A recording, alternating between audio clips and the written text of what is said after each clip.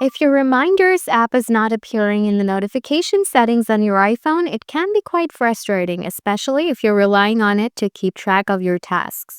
This issue may arise due to several reasons, such as software glitches, incorrect settings, or app permissions. Here's how to troubleshoot and resolve the problem.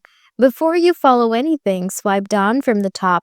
Disable Do Not Disturb, turn off silent mode, turn off low power mode. Now follow the main process. Solution 1. Correct the notification settings.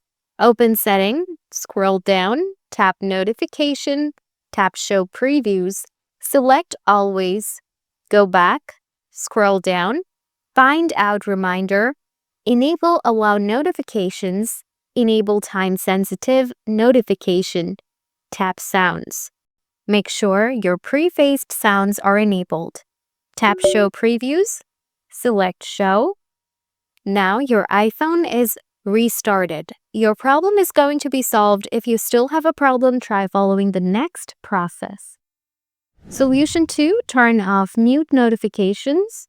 Open Settings, scroll down, tap Apps, scroll down, tap Reminder, scroll down. Turn off the mute notification from here. Solution 3. Offload apps.